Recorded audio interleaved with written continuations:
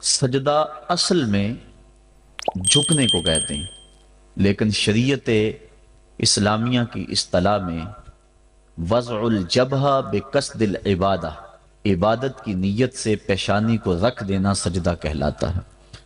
حضرت امام فخر الدین رازی سجدے کے دو معنی بیان کرتے ہیں اس آیت کریمہ کے تحت، ایک انقیاد اور دوسرا یہی وضع الجبہہ والا معنی، عبادت کے لیے پیشانی رکھ کے سبحان ربی العالی کے جو نغمے اللہ پہ جاتے ہیں، سجدے کا دوسرا مفہوم یہ ہے۔ انقیاد کا معنی یہ ہے کہ پوری کائنات اللہ کے حکم کی پابند ہے، انسان کو اس نے اختیار دے رکھا ہے، باقی کائنات کا ایک ایک ذرہ جو ہے وہ جو کہتا ہے وہی کرتا ہے۔ انسانوں میں سے بہت سارے لوگ اس کے حکم کے پابند ہیں، اور کچھ لوگ ایسے ہیں کہ جو اس کے حکم کی دنیا پہ پرواہ نہیں کرتے۔ کل قیامت کے دن پتہ چلے گا کہ ہم نے مالک کی نافرمانی کر کے کتنی بڑی رسوائی کمائی اور کتنی بڑی ذلت میں مبتلا ہوئے۔ ارشاد فرمایا جو کچھ آسمانوں میں ہے اور جو کچھ زمین میں ہے، والشمس والقمر، اور سورج بھی اللہ کو سجدہ کرتا ہے۔ علماء کہتے ہیں یہ سورج جب طلوع ہوتا ہے تو سجدے سے اٹھتا ہے، اور جب وہ استوا تک درمیان تک آتا ہے تو یہ قیام میں ہوتا ہے، اور جب وہ دوبارہ مائل بغروب ہوتا ہے تو یہ رکوع میں ہوتا ہے، اور جب وہ غروب ہوتا ہے تو سجدے میں ہوتا ہے۔ ایک حدیث کے لفظ بھی ہیں کہ سورج جب ڈوبتا ہے تو عرش الہی کے نیچے سجدہ ریز ہوتا ہے۔ کائنات کی ہر شے اس کی عبادت میں ہے، ہر شخص ہر شے کا انداز عبادت اپنا ہے۔ درخت قیام میں ہے، چوپائے رکوع میں ہیں، مینڈک اور اس قبیل کے دوسرے جانور تشہد میں ہیں، اور حشرات الارض سجدے میں ہیں۔ انسان کی عبادت کو ساری عبادتوں کا مجموعہ قرار دے دیا گیا، اور اس کو کہا تو چونکہ اشرف المخلوقات ہے تو ایسی عبادت کر جس میں سب کی عبادتیں شامل ہو جائیں۔ درختوں کی طرح تیری عبادت میں قیام بھی ہو، چوپایوں کی طرح تیری عبادت میں رکوع بھی ہو، اور مینڈکوں کی طرح تیری عبادت میں تشہد بھی ہو، اور حشرات الارض کی طرح تیری عبادت کے اندر سجدے بھی ہوں۔ سجدہ انتہائی ذلت ہے، اس سے بڑھ کر ذلت دنیا کے اندر نہیں ہو سکتی۔ عالم رنگ و بو میں سب سے بڑی ذلت سجدے میں ہے۔ انسان کے اشرف اعضاء سر میں ہیں، دیکھنے کی قوت آنکھیں سر میں، بولنے کی قوت زبان سر میں، سننے کی قوت کان سر میں، سونگھنے کی قوت ناک سر میں، سوچنے کی قوت دماغ سر میں، اور یہ سر مالک کی چوکھٹ پہ دھرا ہوا ہے۔ پیشانی بھی رگڑی جا رہی ہے اور ناک بھی رگڑا جا رہا ہے، اور زبان سے کیا کہہ رہا ہے؟ سبحان ربی العالی، مولا دیکھ مجھ سے بڑے ذلت میں کے درجے میں کوئی نہیں ہے اور تجھ سے اعلیٰ کوئی نہیں ہے۔ اپنے عجز کا اعلان کر رہا ہے اور مالک کی الوہیت کا اعلان کر رہا ہے، لیکن جب سجدے سے سر اٹھایا پھر کہا اللہ اکبر، اس کا معنی اللہ سب سے بڑا ہے۔ یعنی سجدے میں پہنچ کر انتہائی ذلت امیز عبادت میں مبتلا ہو کر کہیں دل کے کسی گوشے میں یہ خیال نہ بیٹھ جائے کہ میں نے اس کی عبادت کا حق ادا کر دیا۔ کہا سر اٹھا تو کہے اللہ اکبر، مولا تو بہت بڑا ہے، تو اتنا بڑا ہے کہ میری عبادتیں تیری بڑائی کو خراج پیش نہیں کر سکتی، اس لیے میں سجدے میں جھک کے بھی کہہ رہا ہوں کہ تیری عبادتوں کا حق مجھ سے ادا نہیں ہو سکا۔ تو اتنا بالا ہے، اتنا بڑا ہے، اتنا عظیم المرتبت ہے کہ تیری عبادت کا حق ادا نہیں ہو سکتا۔ مصطفیٰ جان رحمت اللہ کی عبادت اتنی کثرت سے کی کہ حتی تتورم قدماہ، یہاں تک کہ حضور کے دونوں پاؤں پہ سوجن آ جاتی، اور اللہ خود فرما رہا ہے محبوب ساری رات جاگا نہ کر، کبھی سو بھی تو لیا کر، لیکن اس کے باوجود کہتے ہیں ما عبدنا کا حق کا عبادتک، اے اللہ تیری عبادت کا جو حق تھا تیرے بندے سے ادا ہی نہیں ہو سکا۔ تو اتنی عبادت کرنے کے باوجود بھی کہا کہ تیری عبادت کا حق ادا نہیں ہو سکا، اور یقیناً بندہ اس کی عبادت کا حق ادا نہیں کر سکتا۔ وہ جتنا بلند و بالا ہے، جتنا وہ عظیم المرتبت ہے، جتنی اس کے شانیں ہیں، بندہ جتنا مرضی جھک جائے اس کی عظمتوں اور اس کی بڑائیوں کو خراج پیش کرنے کا حق ادا نہیں ہو سکتا، اس لیے جھک کر جب سر اٹھایا پھر اس کی بڑائی بولی، اللہ اکبر، مالک تو سب سے بڑا ہے، تو اتنا بڑا ہے کہ میں سجدے میں جھک کر بھی تیری بڑائی کو خراج پیش نہیں کر سکا، اور تیری بڑائی کے سامنے سر جھکا کر بھی اپنے عجز کا اظہار کر کے بھی میں پھر بھی خراج نہیں دے سکا، اور بھی جھکنے کہ میرے اندر سکت ہوتی اور کوئی حالات ایسے ہوتے پھر بھی تیری بڑائی کا حق ادا نہ ہو سکتا، تو اتنا بڑا ہے اور اتنا بلند و بالا اور عظیم المرتبت ہے۔ حضور نبی رحمت صلی اللہ علیہ وسلم نے ارشاد فرمایا، بندے کو سب سے زیادہ قرب سجدے میں ملتا ہے، اور سجدے میں اس لیے فرمایا کثرت کے ساتھ دعا مانگا کرو۔ اور ایک روایت کے لفظ ہیں کہ جب بنی آدم، اولاد آدم سجدے میں سر رکھ کے سبحان ربی العالی کے نغمے الاپتی ہے تو شیطان پیٹتا ہے، روتا ہے، چیختا ہے کہ مجھے سجدے کا حکم دیا گیا اور میں نے انکار کر کے اللہ کی ناراضگی مول لے لی اور جہنم کا حقدار بنا، اور اس کو سجدے کا حکم دیا اور اس نے سجدہ کر کے اللہ کی رضا حاصل کر لی اور جنت کا حقدار بن گیا۔ شیطان کو ایک سجدے کا حکم دیا گیا تھا لیکن اس نے اس ایک سجدے سے بھی انکار کر دیا۔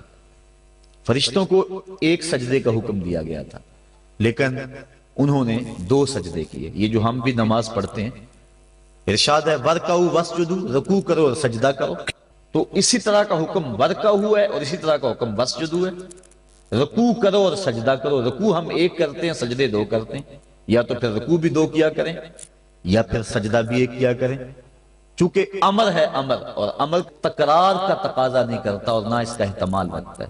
میں آپ کو ایک بات کہوں تو ایک مرتبہ آپ اس کو تسلیم کر لیں جو امر کی تعمیر ہوگی، تو امر تکرار کا تقاضا نہیں کرتا، تو کہا گیا سجدہ کرو تو 1 سجدہ کرنا واجب تھا لیکن ہم سجدے 2 کرتے ہیں۔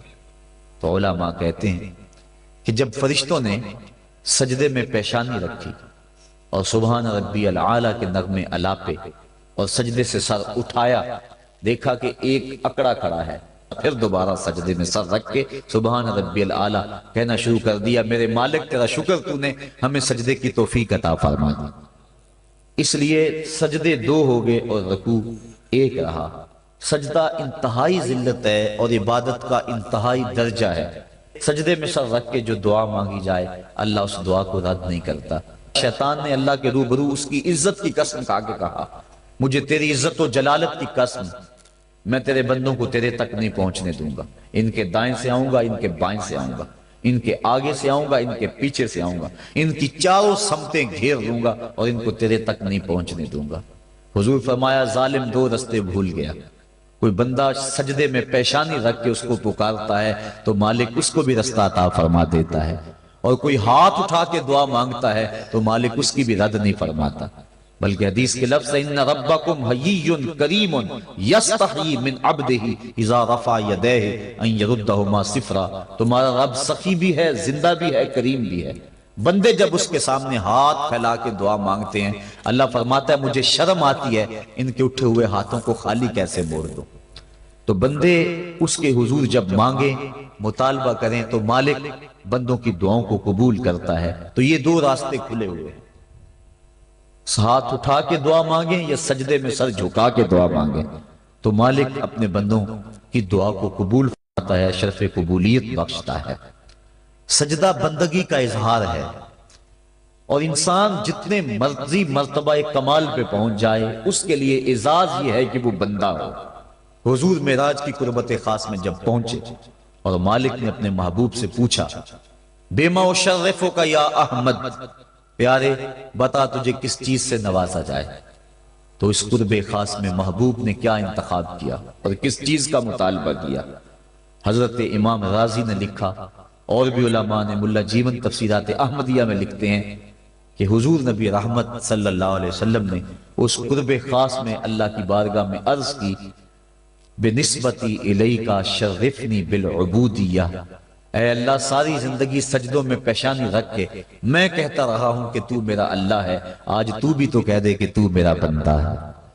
تو مجھے بندہ کہہ کے پکار دے۔ بندگی میں جو مزہ ہے بندے کے لیے، اس سے بڑا اور کوئی اعزاز ہو ہی نہیں سکتا۔ حضرت غوث اعظم شیخ عبد القادر جیلانی رحمۃ اللہ تعالی علیہ فرماتے ہیں کہ ولایت میں سب سے کمال مرتبہ جو بندے کو نصیب ہوتا ہے وہ مقام بندگی ہے۔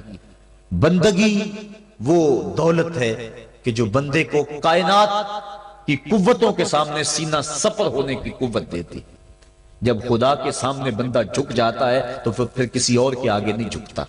یہ درس ہے توحید کا، یہ سبق ہے سجدے کا۔ اللہ کو سجدہ کرنے والا کسی اور کے آگے پیشانی نہیں جھکا سکتا، اور اگر کوئی اللہ کو بھی سجدے کرتا ہے اور کسی اور کے آگے بھی پیشانی جھکاتا ہے تو اس نے سجدے کی روح کو سمجھا ہی نہیں ہے۔ توحید کے دامن میں آباد ہونے والا کائنات کی ہر شے سے بے خوف ہو جاتا ہے۔ حضرت شیخ سعدی شیرازی فرماتے ہیں میں روح جنگل میں کھڑا تھا، ایک آدمی شیر کے اوپر سوار ہوا، ہاتھ میں سانپ کا کوڑا پکڑا ہے، میرے پاس آ کے رک گیا، میں ڈر گیا۔ مجھے کہنے لگا سعدی ڈر گئے ہو؟ میں نے کہا بات ہی ڈرنے کی ہے۔ کہنے لگا سعدی تو خدا کا ہو جا، خدا کی خدائی تیری ہو جائے۔ اللہ کے حضور جھکنے والا دنیا کے سامنے کھڑا ہو جاتا ہے، اس کو یہ سجدہ کائنات کے سامنے درس قیام دیتا ہے۔ جنگل کا بادشاہ شیر ہوتا ہے، اور جو جانور کمزور بھی اس بادشاہ کے قرب میں رہتے ہیں وہ جنگل کے بڑے بڑے جانوروں کو بھی خاطر میں نہیں لاتے۔ کیوں؟ ان کے اپنی ذات میں تو اتنی قوت نہیں ہوتی، لیکن انہیں اس شے کا احساس ہوتا ہے کہ میں جس کی صحبت میں رہ رہا ہوں وہ اس جنگل کا بادشاہ ہے، اس کی قوت کا لوہا سارے مانتے ہیں، اور اس کے قرب میں رہنے والے، اس کی گود میں رہنے والے کسی اور کو خاطر میں نہیں لاتے، اور کسی کا خوف ان کے سینے میں پیدا نہیں ہوتا۔ تو جو مالک کو ماننے والے ہیں، توحید کے دامن میں پناہ لینے والے ہیں، لا خوف علیہم ولا ہم یحزنون، کائنات کی کسی شے سے نہیں ڈرتے۔ بلکہ مفسرین نے فرمایا یہ جو قرآن مجید میں آتا نا اتقوا اللہ، اس کا معنی اللہ سے ڈر جاؤ۔ اتقوا کا معنی ڈر جاؤ، لیکن اس کی نسبت اگر اور ہوگی، اس کا مفعول کوئی اور ہوگا تو پھر ڈرنے کا مفہوم نہیں ہوگا۔ اتقوا اللہ قرآن میں لفظ موجود ہے۔ اتقوا النار، اس کا معنی یہ نہیں کریں گے آگ سے ڈر جاؤ، جبکہ لفظ تو وہی ہے اتقوا اللہ، اللہ سے ڈر جاؤ۔ اتقوا النار اس کا معنی ہونا چاہیے آگ سے ڈر جاؤ۔ جو لوگ لفظی ترجمہ کرنے بیٹھ جاتے ہیں اور شریعت کے مزاج سے آگاہ نہیں ہوتے، وہ ترجمۃ القرآن میں بڑی غلطیاں کرتے ہیں۔ اس لیے ہر کس و ناکس کا ترجمہ نہیں پڑھنا چاہیے، دیکھنا چاہیے کہ قرآن کی روح کو اور منشا کو اور شریعت کے مزاج کو کس نے سمجھا ہے۔ تو اتقوا اللہ کا معنی اللہ سے ڈر جاؤ، اتقوا النار وہی معنی ہونا چاہیے آگ سے ڈر جاؤ۔ لیکن علماء کہتے ہیں، مفسرین نے اس کی تصریح کی ہے، فرماتے ہیں جب اتقوا النار کہیں گے تو اس کا معنی یہ نہیں ہوگا کہ آگ سے ڈر جاؤ، اس کا معنی ہوگا آگ سے بچ جاؤ۔ اتقوا اللہ کا معنی اللہ سے ڈر جاؤ، اتقوا النار کا معنی آگ سے بچ جاؤ۔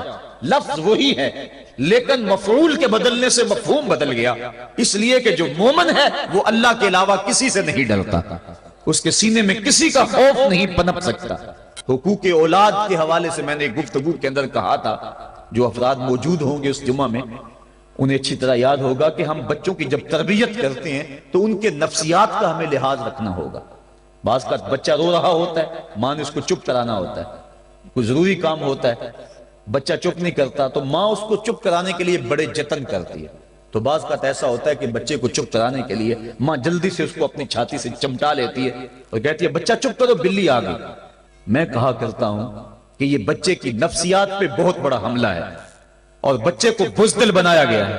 جو بچپن میں جس بچے کو بلی سے ڈرایا گیا، بڑا ہو کر وہ شیر کا مقابلہ نہیں کر سکتا۔ تو بچے کے نفسیات کے اندر یہ شے بچپن میں ہی ڈالی جائے کہ اللہ کے علاوہ کسی کا خوف اس کے سینے میں پنپنے ہی نہ پائے۔ یہ ہے تربیت جو ہم اپنی اولاد کی کریں، اور ایک یہ تربیت ہے جو اہل ایمان کی محمد عربی نے کی تھی۔ 313 ہو کے جبل کی قوتوں کے خلاف کھڑے ہو گئے۔ جب عمیر نے جا کے رپورٹ دی نا ابو جہل کو کہ وہ تو 3 اونٹ کھا سکیں گے، اور 300 سے کچھ کم اور کچھ زیادہ ان کی تعداد ہے، اس سے زیادہ نہیں ہے، میں خوب وادیاں دیکھ آیا ہوں، میں خوب ٹیلے دیکھ آیا ہوں، تو ابو جہل نے سنادید قریش کو بلا کر کہا عمیر کی رپورٹ سنو کتنی حوصلہ افزا ہے، صبح لڑائی کی نوبت نہیں آئے گی، صبح تو رسیاں کٹھی کرو اور جکڑ جکڑ کے مسلمانوں کو اونٹوں کی پشتوں پہ باندھ لیں گے، اور پھر سین حرم میں جا کے کعبۃ اللہ کی دیواروں کے ساتھ باندھ دیں گے، لوگوں کو تماشا دکھایا کریں گے کہ یہ نیا دین لے کر آئے تھے اور یہ ان کا کیا حال ہے۔ جب اس نے رعونت بھرے اتنی زبان سے یہ جملے نکالے تو عمیر جو سارا منظر اپنی آنکھوں سے دیکھ کر آیا تھا، ابن حشام میں لفظ موجود ہیں، اس نے کہا وَلَٰكِنْ رَأَيْتُ یا معشر قریش البلایا تحمل المنایا، اے قریش کے سرداروں اتنے بھی تکبر میں نہ ہو، میں اپنی ان آنکھوں سے دیکھ کر آیا ہوں کہ یثرب کی اونٹنیاں اپنی پشتوں پہ نری موتیں اٹھا کے لے آئی ہیں، ان کے بدن پہ چیتھڑے ہیں، ان کے پیٹ کمر سے لگے ہوئے ہیں، لیکن وہ زخمی سانپوں کی طرح پیچ و تاب کھا رہے ہیں، کل ان میں سے کوئی نہیں مرے گا جب تک تم میں سے ایک ایک کو لڑ نہیں جاتا، تم تو یہ کہتے ہو رسیاں کٹھی کرو، میرا مشورہ مانتے ہو تو رات کے اندھیرے میں بھاگ سکتے ہو تو بھاگ جاؤ، اس قوم سے لڑنا تمہارے بس کا روگ نہیں ہے جو مرنے کے لیے آئی ہے۔ اتنی بڑی قوت کو دیکھ کر ان کے سینے میں خوف پیدا نہیں ہوا، بلکہ آپ جانتے ہیں بدر کی تاریخ گواہ ہے کہ 2 گھوڑے تھے، ایک روایت میں صرف ایک گھوڑا تھا، 6 زرہیں تھی، 8 تلواریں تھی، 70 اونٹ تھے، اور جن کے پاس تلواریں نہیں تھیں انہوں نے کھجوروں کے ڈنڈے توڑ لیے اور ہواؤں میں لہرانے شروع کر دیے۔ جب یہ ملکوتی قافلہ مدینے سے باہر نکل رہا تھا، دکانوں پہ یہودی عیسائی بیٹھے تھے، انہوں نے کہا مسلمانوں کس بل بوتے پہ جا رہے ہو، کس برتے پہ جا رہے ہو، کون سا آسرا ہے تمہارا، آلات حرب و ضرب تو تمہارے پاس موجود نہیں، اتنی بڑی قوت سے ٹکرانے جا رہے ہو جو کیل کانٹے سے اور اسلحے سے آلات حرب و ضرب سے لیس ہو کے آئی ہے، تم مقابلہ کیسے کر پاؤ گے، کس بل بوتے پہ جا رہے ہو؟ حضور کملی اوڑے ساتھ ساتھ چل رہے تھے، صحابہ نے اشارہ کر کے کہا نہ تیغ و تیر پر تکیا، نہ خنجر پر نہ بالے پر، بھروسہ ہے تو اس سادی سی کالی کملی والے پر۔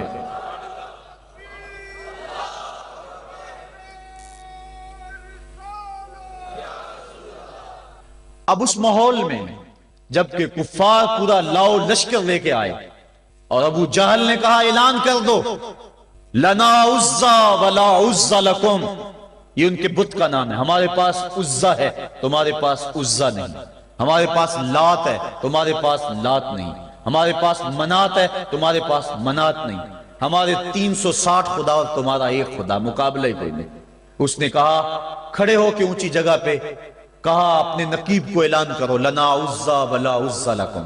حضور کے کانوں میں آواز پڑی، فرمایا علی تم بھی اونچے ٹیلے پہ کھڑے ہو جاؤ اور تم ان کو جواب میں کہو اللہ مولانا ولا مولا لکم، اللہ ہمارا مولا ہے تمہارا مولا کوئی نہیں ہے۔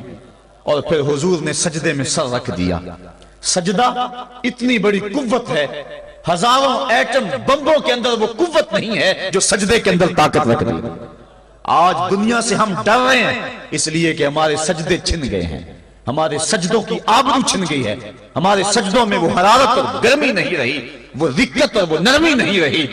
بدر کا میدان ہے، 1000 کا لشکر جرار مقابلے میں ہے اور وہ پورے لاؤ لشکر کے ساتھ ناز و تفاخر کے اندر مسلمانوں کو ملیا میٹ کر دینے کے جذبوں سے دانت پیس رہے ہیں کہ آج مسلمانوں کو کچا چبا دیں گے۔ مسلمانوں کے ساتھ پاس صرف 8 تلواریں اور ان کے بطن میں کھانے کے لیے کچھ نہیں، جس کھجور کو چوس کے روزہ رکھتے ہیں اسی کھجور کو چوس کے روزہ افطار کرتے ہیں۔ یہ حالت مسلمانوں کی، بدن پہ چتھڑے لگے ہوئے کپڑے ہیں، عجیب حالت ہے۔ پھر کون سا آسرا تھا جو مسلمانوں کے کام آیا؟ مصطفیٰ کریم نے مسجد عریش میں سجدے میں پیشانی جھکا دی۔ حضرت ابوبکر صدیق رضی اللہ تعالیٰ عنہ فرماتے ہیں میں حضور کے ساتھ تھا، ساری رات مصطفیٰ روتے رہے، آنکھوں میں آنسو ہیں، حضور کی چادر سر انور سے سلٹ کے حضور کے کندھوں پہ آ جاتی، پھر کندھوں سے پشت پہ آ جاتی، میں اٹھا کے حضور علیہ السلام کے سر پہ رکھتا اور کہتا حضور بس کرو۔ حضور بار بار روتے اور اللہ کی بارگاہ میں سجدے میں سر ڈال کر التجائیں کرتے۔ لفظ کیا تھے محبوب کی زبان پہ؟ آج تک ایسی ناز والی دعا کسی نے نہیں کی ہے جی جیسی دعا مصطفیٰ جان رحمت نے کی۔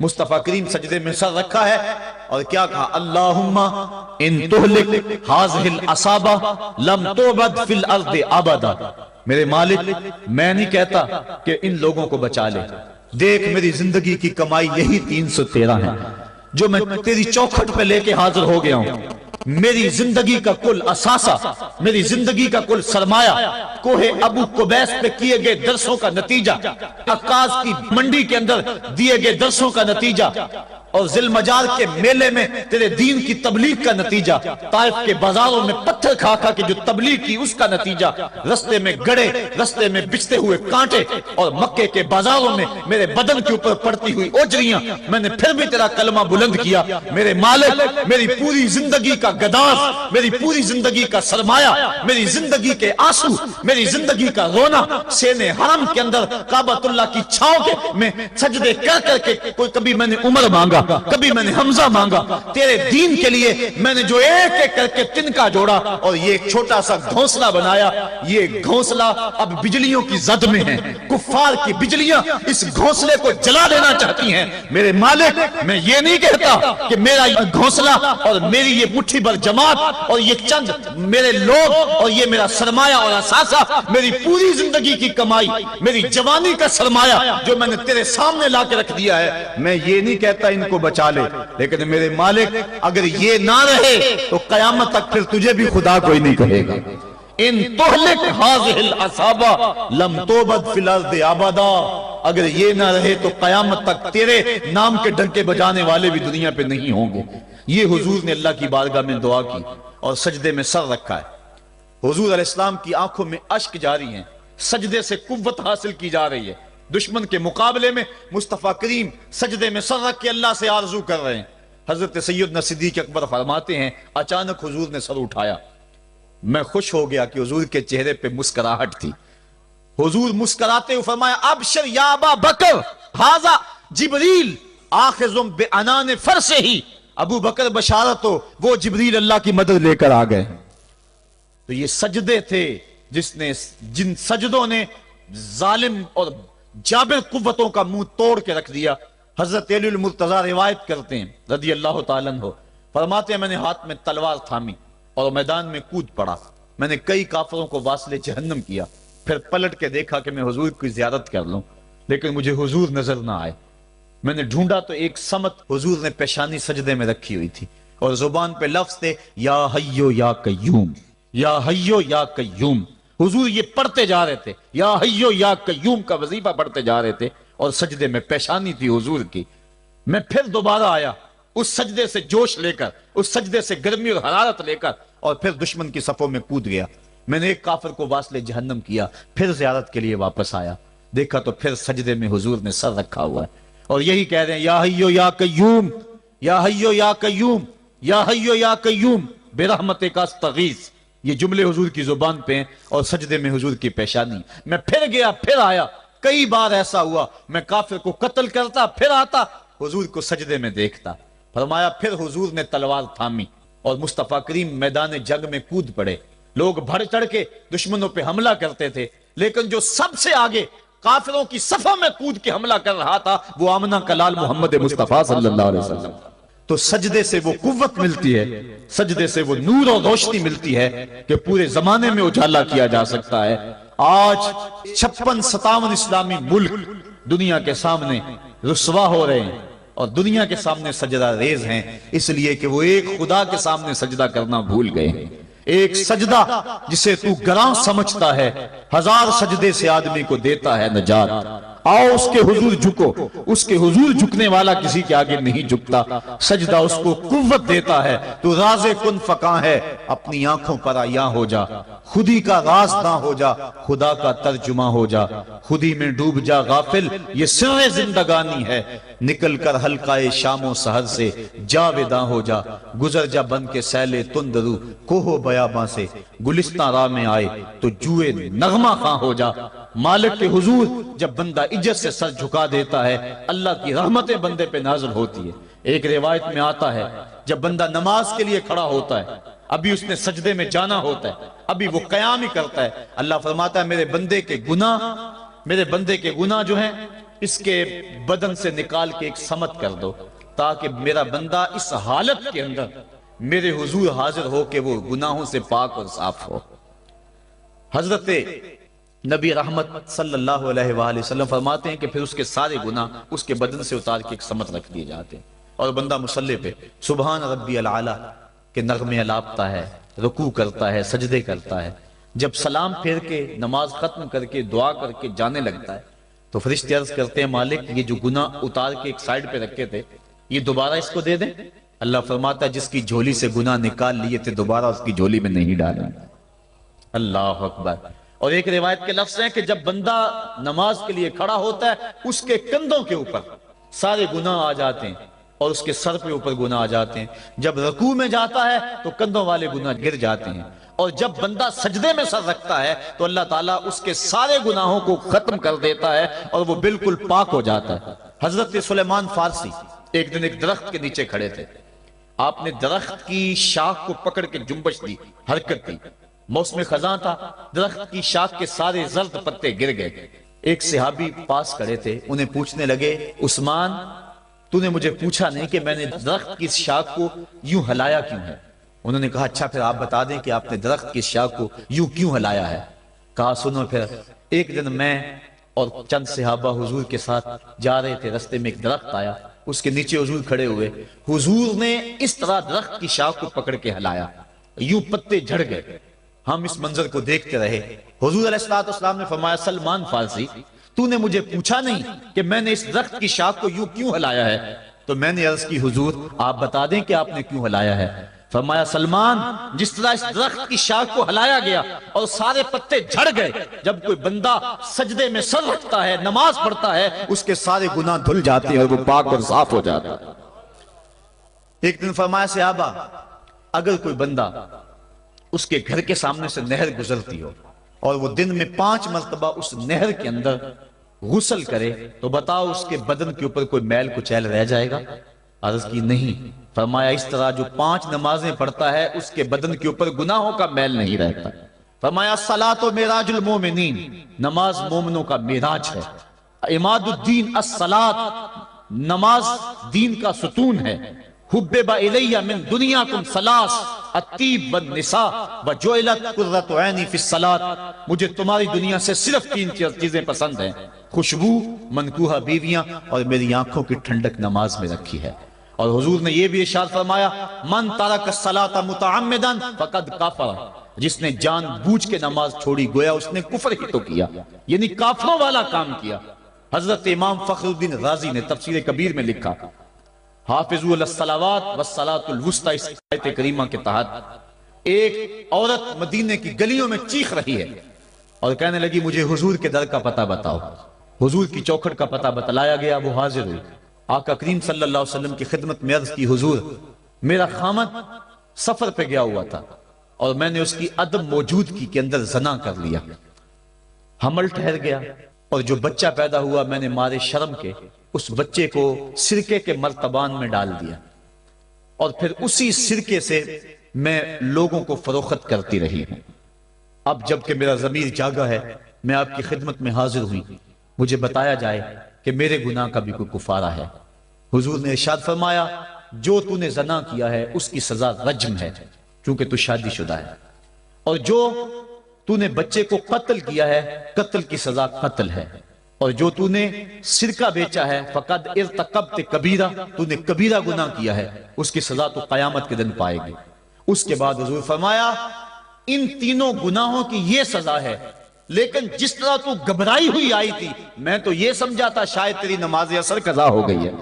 اب آپ اندازہ کریں کہ نماز کی اہمیت کیا ہے اور ہم اس باب میں کتنی سستی کرتے ہیں۔ کسی سے پوچھا جائے نا آؤ نماز پڑھنے چلے، وہ کہتے ہیں بس یار میرے کپڑے پلید ہیں، کپڑے میرے پاک نہیں ہیں۔ تیرے کپڑے کیسے پاک رہ سکتے ہیں؟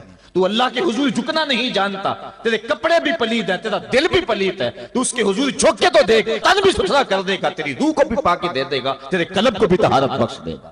تو اس کے حضور آ جھک، اس کے حضور سجدوں سے اللہ کے حضور خراج پیش کر اپنی محبتوں کا۔ جب بندہ سجدے میں سر رکھتا ہے اللہ فرشتوں میں فخر کرتا ہے میرے بندے کو دیکھو نا بالآخر میرے حضور ہی جھکا ہے نا، کتنے گناہ کیے اس نے، کتنے جرم کیے اس نے، لیکن بالآخر میرے حضور آیا اور اپنے گناہوں کی معافی مانگتا ہے۔ فرشتوں گواہ ہو جاؤ میں نے اپنے اس بندے کی مغفرت فرما دی۔ تو اللہ کے حضور نماز پڑھنے والا، بلکہ ایک روایت مسند امام احمد بن حنبل میں موجود ہے، حضور فرمایا جب بندہ نماز کے ارادے کے لیے اٹھتا ہے اور وضو کرنے کے لیے جب پانی کا پہلا قطرہ چلو پہ لیتا ہے، جو ہی اس کے بدن سے وضو کا پانی چھوتا ہے اللہ اس کے گناہوں کو معاف فرما دیتا ہے۔ جس نماز کے قصد کے لیے اٹھیں اور وضو کریں اور پانی چھوتے ہی گناہ معاف ہو جائیں، اگر اس نماز کا اعلیٰ درجہ سجدہ کر لیا جائے تو پھر مالک کی کتنی رحمت نازل ہوگی. یہ کتنی بڑی دولت ہے, یہ کتنا بڑا سرمایہ ہے جس سے ہم لوگ محروم رہ جاتے ہیں. آؤ اللہ کی رحمتیں سجدے میں ڈھونڈیں, سجدے میں پیشانی رکھ کے جب ہم اس کی رحمت کو مانگیں تو وہ مالک ہمارے اوپر رحمتیں نازل کرے گا. آج پوری دنیا کے اوپر مسلمانوں کے ساتھ جو حالات ہیں وہ کسی سے مخفی نہیں. کوئی کہتا ہے کہ معاشی طور پہ مسلمان کمزور ہیں, اس وجہ کو بھی میں تسلیم کرتا ہوں. مسلمان کے پاس آلات حرب و ضرب بھی موجود نہیں ہیں, اس وجہ کو بھی تسلیم کر لیا جائے. سیاسی طور پہ مسلمان کمزور ہیں, اس وجہ کو بھی تسلیم کر لیا جائے. یہ ساری وجہیں اپنی جگہ پہ, لیکن یہ بھی تو سنو, مسلمانوں کی تعداد اس وقت 1,40,00,000,000 ہے. افرادی قوت اتنی کبھی بھی مسلمانوں کی نہیں ہوئی تھی. اس وقت مسلمانوں کے پاس ایٹمی طاقت موجود ہے, اتنی قوت عسکری کبھی بھی مسلمانوں کے پاس نہیں ہوئی تھی. 56 اسلامی ملک ہیں جن میں قیمتی معدنیات سے اور تیل کی دولت سے اور سونے کی قیمتی معدنیات سے یہ مسلمان مالا مال ہیں. کیا کچھ نہیں ہے جو مسلمانوں کے پاس نہ ہو, لیکن ایک دولت چھن گئی مسلمانوں کے پاس, وہ سجدے کی آبرو, وہ سجدے کی عزت, وہ پیشانی رکھ کے اس رب کو پکارنا جو سب سے اعلیٰ ہے, جو سب سے بالا ہے, جس نے موسیٰ کے فرعون کو نیل کی موجوں میں ڈبو دیا. کیا پوری امت مسلمہ 1,40,00,000,000 انسان سجدے میں سر رکھ کے سبحان ربی الاعلیٰ کے نغمے آلاپ کے اپنے رب سے گزارش کریں اور اپنی امت کا رونا روئیں؟ کشمیر میں لٹتی ہوئی جوانیاں اور قدس کے اندر بہتا ہوا خون, شبرغان سے لے کر کابل و قندھار تک اور موصل سے لے کر تکریت تک مسلمان کے اوپر جو ظلم و تشدد ہو رہے ہیں, اپنے رب کے حضور اس کا دکھڑا سنائیں اور اپنے مالک کو کہیں میرے مالک ہم لٹ گئے, ہم کٹ گئے, ہم پٹ گئے. اسلحے بھی موجود, افرادی قوت بھی موجود, سیاسی طاقتیں بھی موجود, لیکن اس کے باوجود مسلمان دبتا چلا جا رہا ہے. اسی کشتی کو ہے خوف تلاطم صدحیف منہ موڑ دیے تھے جس نے بڑھتے ہوئے طوفانوں کے, جو 300 ہو کر جرأت اور وہ طاقت اور وہ عظیمت کی داستانیں رقم کرتے ہیں کہ مالک تو بھی اس دن کو یوم فرقان کہہ کے پکارتا ہے. آج وہ امت بیچ منجدار کے اس امت کی کشتی ہچکولے کھا رہی ہے.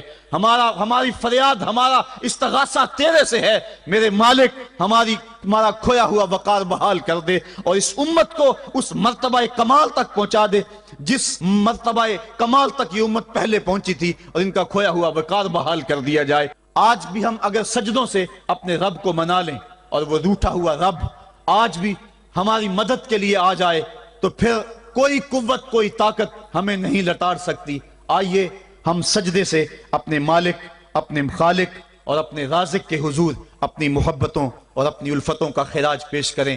نماز ایک ایسی عبادت ہے جس کا حکم قرآن میں 750 مرتبہ کے قریب دیا گیا. اور ایک آخری بات عرض کر کے اپنے موضوع کو سمیٹنا چاہوں گا.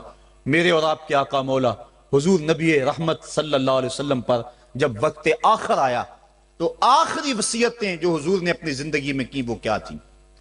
2 وصیتیں تھی حضور کی آخری کی. جب حضور ایام مرض میں تھے اور آخری وصیتیں, اس کے بعد حضور نے کوئی